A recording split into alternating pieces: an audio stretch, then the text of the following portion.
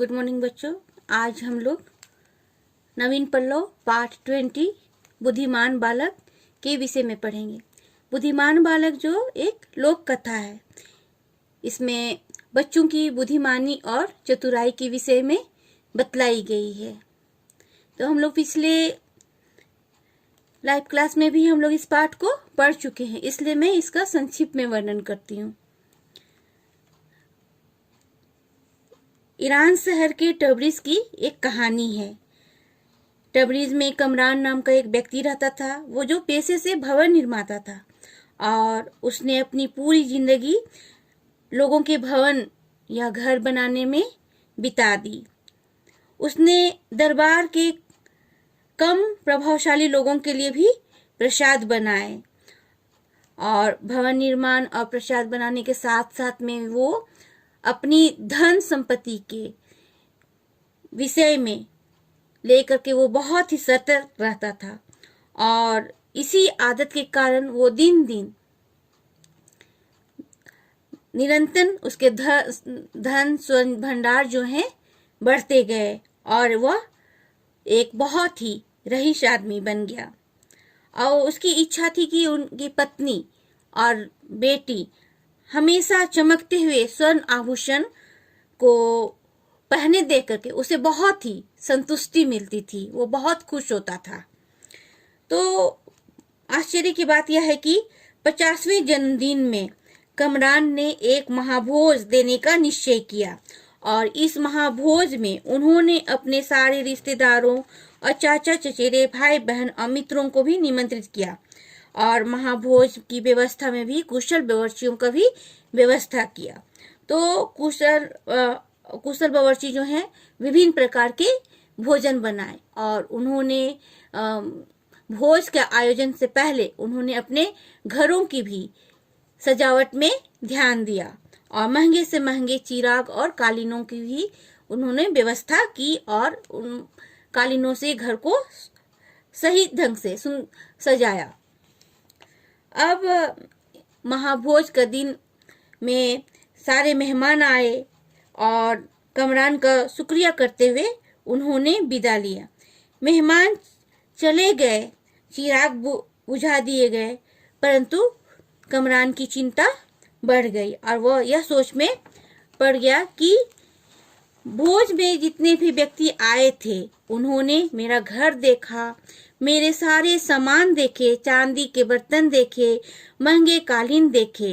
अब यह वो चिंता पूरा उसे सताने लगा और उसे अपने मन में विभिन्न प्रकार की योजनाएं या डर समा गया।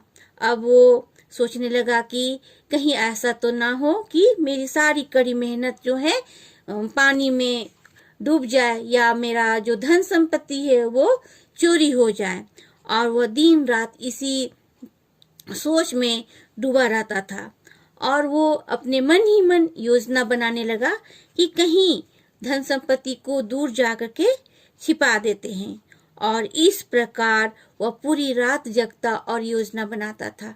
और एक दिन वह बहुत ही सुबह उठता है और टमरिज के पास में एक जंगल है, वहां चला जाता है और उसने अपने सारे संपत्ति को एक बोरे में डाल करके अपने कंधे में डाल करके वो ले जाता है और अपने चेहरे को अपने पगड़ी से और अपने कपड़े से उन्होंने अपने चेहरे को ढक लेता है और इस प्रकार वो मतलब ऐसा शूज जूता भी पहनता है जो बिना आवाज दिए, मतलब बिना आवाज किए, और वो सारा सामान को लेकर के चुपचाप सुनसान रात में निकल पड़ता है। और वह जंगल में पहले भी घूम चुका है और उसे कुछ पेड़ भी जो हैं उसको वो देखा था और अपने मन में उस पेड़ के पास में ही धन संपत्ति को छिपाने की योजना बनाता है और ठीक उसी पेड़ के पास में वो पहुंचता है। और इस प्रकार वो उस जो गांठदार पेड़ है वो बैर का पेड़ है और वहां उन्होंने गड्ढा खोदता है और उस पेड़ के नीचे अपना सारा संपत्ति को छिपा देता है और पहचान के लिए उस मिट्टी के ऊपर में पत्ती को बिछा देता है और वो निश्चिंत हो करके अपना घर लौट आता है। और बीच बीच में वो सुरक्षित की दृष्टि से वो पेड़ के पास में जाता है। और एक दिन ऐसे ही हुआ, उन्होंने मतलब अपना धन संपत्ति को विषय में याद आई, चिंता सताने लगी और अपनी संपत्ति को देखने के ख्याल से वो दूसरे दिन सुबह वो वहाँ जंगल में चल पड़ता है। लेकिन यहाँ पर जैसे जैसे वो संपत्ति के निकट जाता है तब तक उसके मन में तो ऐसी कोई भावना नहीं आई, लेकिन विपत्ति जो है वहाँ उसका पहले से ही वहाँ उसकी राह देख रही है। और वो जैसे ही वहाँ संपत्ति के पास जाता है तो गड्ढा खोदता है तो उसे अपना मतलब बोरा जो छुपाया हुआ था वो दिखाई नहीं पड़ता है। और इस बीच वो जो है बहुत ही घबरा जाता है और कहता है कि ओह, मैं बर्बाद हो गया। और यह सोच करके वो मतलब रोने लगता है और मायूस हो करके वह जब अपना घर आता है और अपनी पूरी संपत्ति के विषय में अपने परिवार वालों से बतलाता है तो और उसके बाद में उसके घर में एक अब्दुल नाम का बच्चा था जो काम करता था। वो ये सब बातों को सुन रहा था और उसने उस का बात को सुन करके अब्दुल जो है कमरान के पास में जाता है और बोलता है कि कहीं ऐसा तो नहीं कि जो पेड़ ले गया हो वही संपत्ति आपकी संपत्ति को भी लिया होगा। और ये बात सुन करके कमरान जो है आश्चर्यचकित हो जाता है और इस प्रकार अब्दुल की बातों को सुनता है। और तो फिर खजाना का पता लगाने के लिए वो अब्दुल मतलब उसको बतलाता है कि आप सबसे पहले वही पता लगाइए कि नीम हकीम का जो दवा है वो कौन बनाता है और आजकल में कौन कितने लोग बीमार हुए थे और कहाँ से उन्होंने दवा ली। और इस प्रकार अब्दुल के कहने से वो अपना नीम हकीम के बारे में वो पूछता है और लोगों से पता चलता है और वह वहाँ पहुँच जाता है। और इस प्रकार शुरू में तो जो नीम हकीम के जो दवा बनाते हैं उसका नाम सिराजी है। शुरू में तो सिराजी जो है उसको इनकार करते हैं, लेकिन बहुत बोलने के बाद में सिराजी ने स्वीकार करता है कि हाँ, धन संपत्ति जो है हमने ही लिया है। और इस प्रकार अब्दुल की चतुराई और बुद्धिमानी से कमरान का धन जो है वापस मिल जाता है। और अब्दुल जो है एक मात्र 13 साल का बच्चा है और उसके इस चतुराई से उनके फैमिली वाले परिवार वाले जो हैं बहुत ही खुश होते हैं और अब्दुल जो है उस परिवार का हीरो बन जाता है। तो यहाँ पर कभी कभी हम देखते हैं कि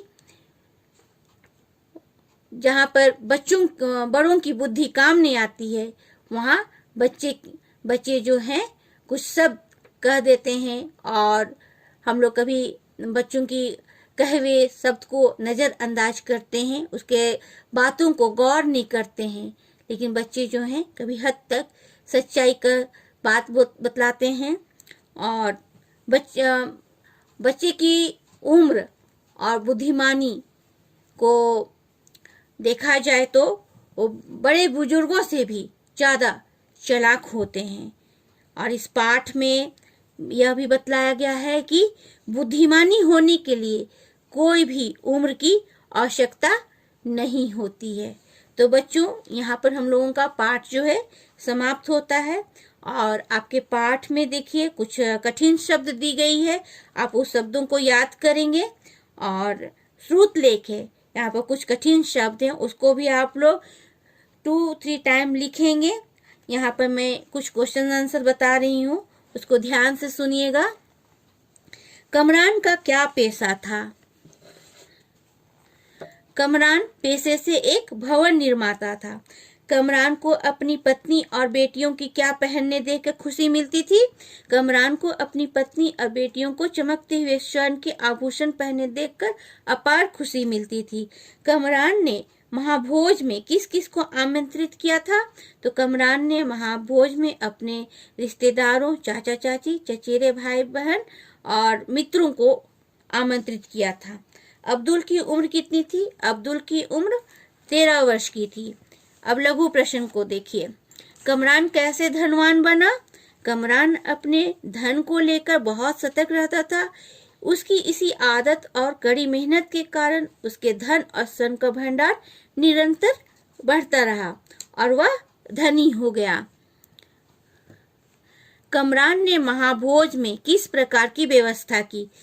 कमरान ने महाभोज में कुशल बावर्चियों को काम में लगाया, घर का आकर्षक चिरागों और सुंदर कालीनों से सजाया था। जंगल में कौन सा अघात उसका इंतजार कर रहा था? जंगल में कमरान का खजाना गायब हो गया, यही अघात उसका इंतजार कर रहा था। कमरान ने क्यों सोचा कि उसे अपना धन और स्वर्ण छिपा देना चाहिए? कमरान ने यह सोचा कि मेरे घर में इतने सारे मेहमान आए हुए हैं, उन्होंने मेरे धन वैभव को देखा है। यदि इसमें मेरा घर जो है लूटने की बात आ जाए तो मैं एक ही रात में सारा धन संपत्ति खो दूंगा। इसलिए उसने अपना धन और स्वर्ण को छिपा देने का सोचा। कमरान ने अपना धन कहाँ छिपाया? कमरान ने अपने धन को एक बोरे में भरकर उसे जंगल के बेर के पेड़ के नीचे गड्ढा खोदकर उसके अंदर दबा दिया और उसके ऊपर सूखी पत्तियां बिछा दी। अब्दुल ने चोरी के संबंध में क्या अनुमान लगाया? अब्दुल ने चोरी के बारे में अनुमान लगाया कि जो पेड़ की जड़ ले गया वही खजाना ले गया होगा।